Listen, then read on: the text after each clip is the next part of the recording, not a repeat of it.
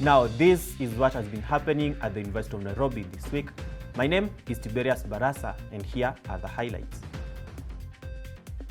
Finnish President Professor Alexander Stubb visits UoN. What I'll speak about today is the New World Order. I've just finished writing a book, or the manuscript of a book called The Triangle of Power, Rebalancing the New World Order. UNSA leaders induction. We'll have one parliament and things will be implemented from parliament then brought towards administration. And finally, the Students' Recognition Award ceremony. We are recognizing students who have performed very well in academics, leadership, extracurricular activities, as well as talent.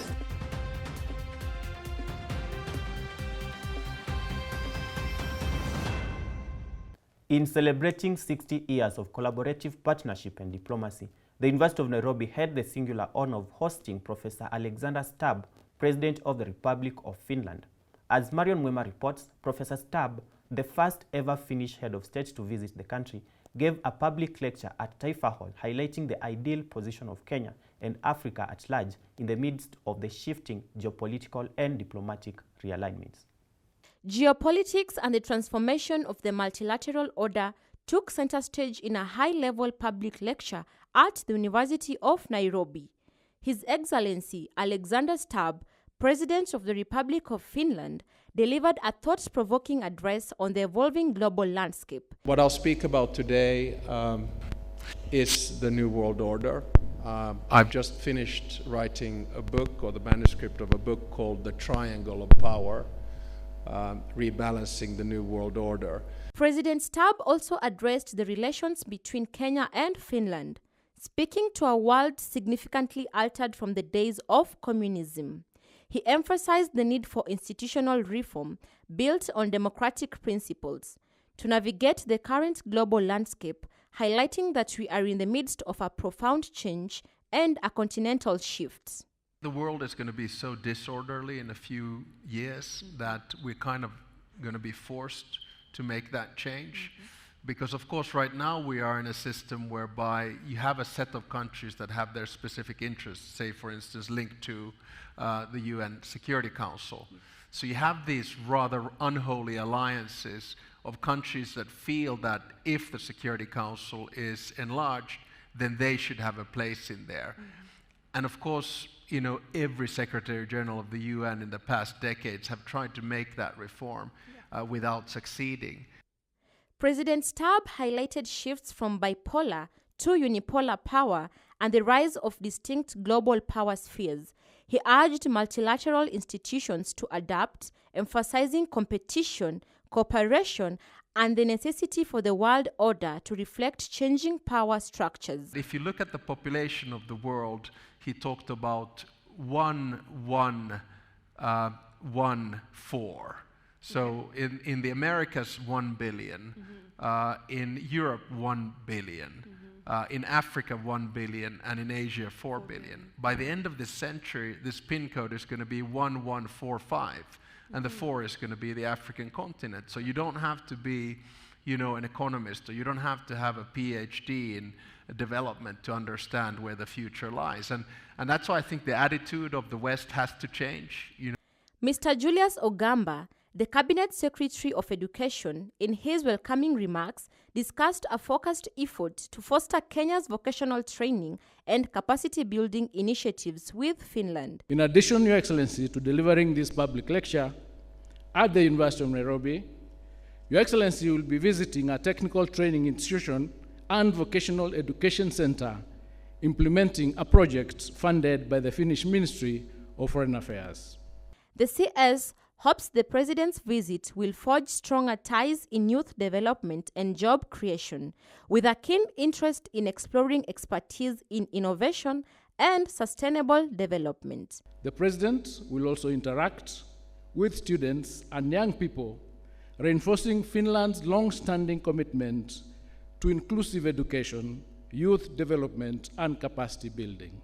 Professor Patrick Vakoyen, The Chancellor of the University of Nairobi highlighted Africa's need for investment and jobs to foster economic growth, emphasizing that the continent requires fair financial structures rather than charity due to its high debt and low growth. What Africa needs is not a handout, it needs investment. What Africa needs are jobs and a growing economy. Reporting for UNC TV, I am Marion Mwema. The elected University of Nairobi Association leaders got a chance to be introduced to their roles and avenues to use to address student matters. The event held at KCB Leadership Center on Monday, the 12th of May, also saw the leaders discuss pertinent student matters, among them establishment of a student parliament. Whitney Lubidu tells us more. New roles, new faces, and a fresh start.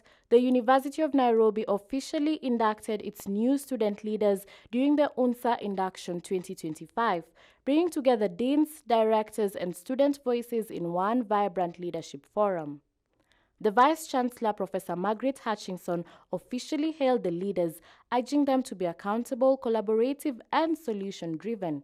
She emphasized that the student leadership is not just about titles, but about service, communication, and making tangible change within the university community. You are looking at creating a guiding coalition as the first step towards your leadership change, which you already did at the faculty level and also at the council level.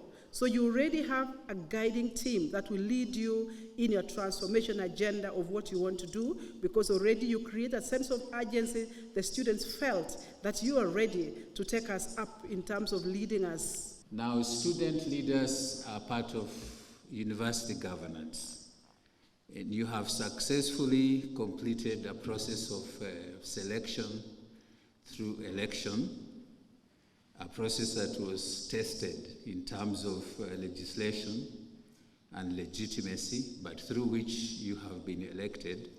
A key highlight of the session was the revival of a long-standing student need to establishing a student parliament as advocated in the past leadership regimes. The new leadership found a breakthrough and will be implementing the student assemblies. We are trying to emulate what the Senate and the Parliament is doing, so that we have a system whereby we have a parliament which will consist of Congress members, we'll have a speaker, we'll have a sergeant at arms, and within the parliament there will also be committees.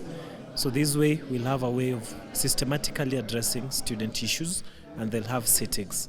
So we'll have one parliament, and things will be implemented from parliament, then brought towards administration with timelines and on ways they want them to be implemented. It will be an opportunity for also the students to be in those boards where decisions are made. Therefore, it means that we will not be left behind, especially in the major decisions of the university at large. Beyond the substantial speeches, leadership got personal. Faculty-based sessions gave student leaders a chance to connect directly with their deans to tackle the highlighting issues unique to their schools and to lay foundation for collaboration.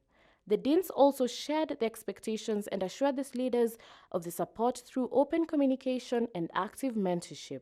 They will be liaising with the faculty, with the university management in many things to obtain, for example, trips for students, and therefore it's important for them to know who the university leadership is, to know the structure of that leadership, and also to know how the system of the university works, so that it will be easy for the leaders to also contribute. With contracts signed and responsibilities accepted, these student leaders now officially step into their roles, ready to lead, challenge, and transform campus life.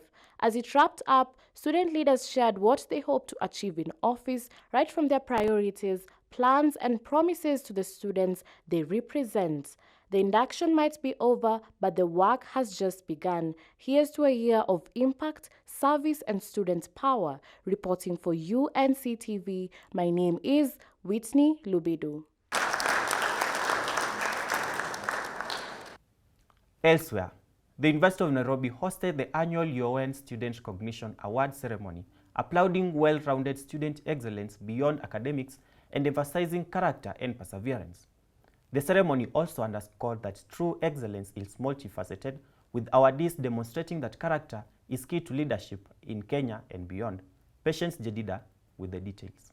Echoes of applause, the joy of achievement, and the spirit of excellence define this year's University of Nairobi Students' Recognition Awards. At a time when academic brilliance dominates conversations about success, the University of Nairobi chose a different lens, celebrating students not just for what they score, but for who they are. We are recognizing students who have performed very well in academics, leadership, extracurricular activities, as well as talent. Mrs. Margaret A. Njoroge, who represented all donors and partners, urged students to never give up as they pursue their dreams. Let that word of giving up be the last thing in your life. Because if you give up in life, you are heading nowhere. It was a moment of reflection of the university's values and a challenge to all students to work hard even beyond their books. You look back at the years behind and see that the effort that you actually put in did matter. And that's what it is, that the university is supposed to incorporate and celebrate people who do matter. It makes even the potential students who would like to come to University of Nairobi to look at it as a university who care about students, career development, and also inspire them to work hard and achieve their potentials. The message from this year's Students' Recognition Ceremony is clear. Excellence goes beyond a single aspect, and as the University of Nairobi continues to produce leaders for Kenya and beyond, this year's awardees are proof that character counts. Though this is just a small sample of already the collective talent pool that we have as a whole university. And I'm hoping that next year we'll have more people on board. This is an encouragement to the others who have not received an award, because they will put more effort, they will be encouraged to do better. Reporting for UNCTV, my name is Patience Jedida. University of Nairobi students triumphed at the 24th edition of Chinese Bridge Proficiency Competition held at the Taifa Hall. Dozens of students excelled in Mandarin speeches, stage performances, and singing at the same event. The winners were awarded scholarship certificates to further their studies and understanding of Mandarin language. Temo Murende reports. The 24th edition of the Chinese Bridge Proficiency Competition for College Students, Kenya Division Finals, brought together language enthusiasts, performers, and educators in a colorful celebration of culture and academic excellence at the University of Nairobi in partnership with the Confucius Institute. High-achieving students were awarded scholarship certificates recognizing their excellence in Mandarin, cultural engagement, and academic discipline. The students who have received the Ambassador Scholarship, congratulations once again. Speaking during the opening ceremony, Dr. Wang, director of the Confucius Institute, highlighted the logistical planning behind the event and emphasized opportunities it offered. This competition actually is used to promote the Chinese language education in whole Kenya, because we have a lot of Chinese learners here, and we need to give them a stage to showcase of themselves, and so that the overall Chinese language education can be promoted. For Lina, the competition marked a full-cycle moment. Last year she watched from the audience. This year she competed. Last year I was here among the audience. I was very excited for the UoN students. And this year here I am. I'm very glad that I could make it. Yeah. It's been weeks of preparation for Faith Mumbeo, who joined as a backup dancer and singer, sharing her first-time experience. The preparation was intense, I can't lie. We've done the preparation like 3 weeks prior to the day. It was days of sweat, days of sacrifice, but I thank God we performed today.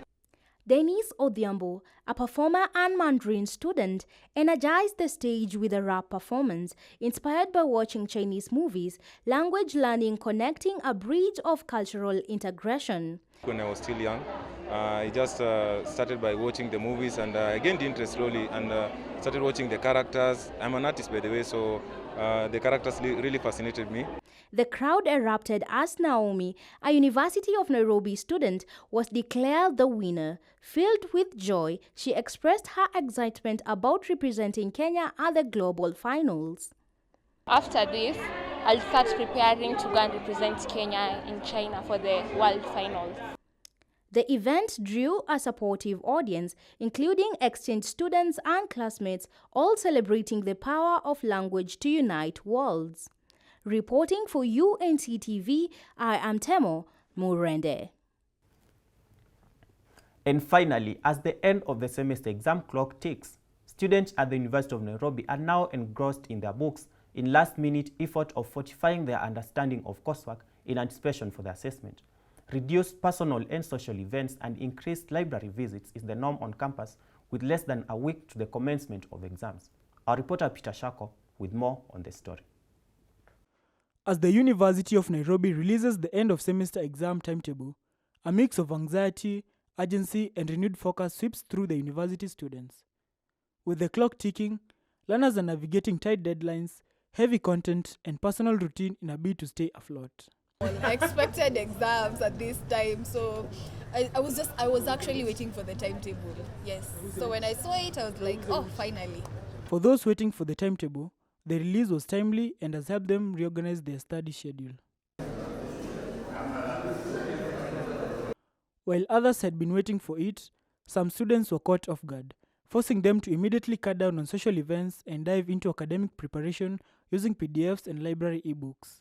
At first I was flabbergasted. I was surprised because the timetable came too early and I wasn't prepared actually. But now I've just started going through the PDF and through the library ebooks materials. Yeah. Daily routines have shifted. Library visits are more frequent, late night studies are becoming the norm, and personal plans are being shelved for academic success. Like for me, anytime I get free time, I will make sure I utilize it and read. For the exam are not easy always, so I will have to read to make sure I pass. But the pressure hasn't spared anyone.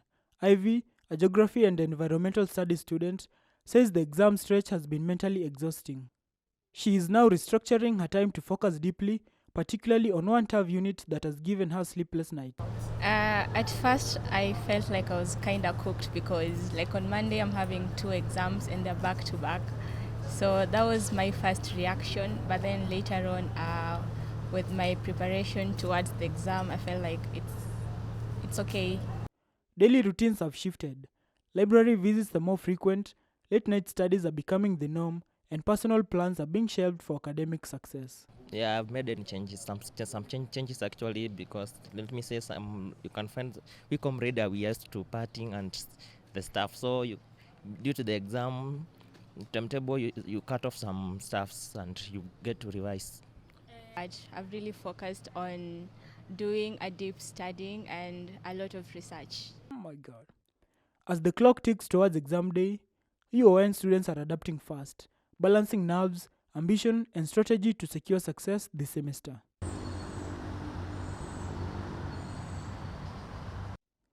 Reporting for UNC TV, my name is Peter Shako.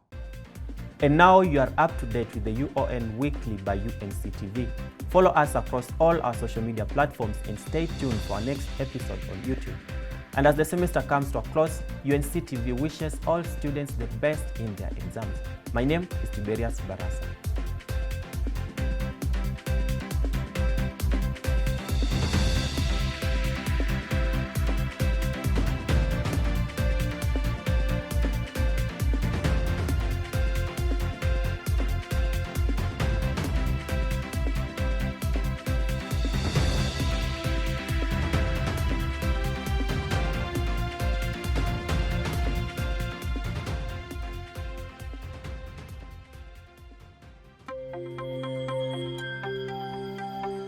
UNC TV, empowering you.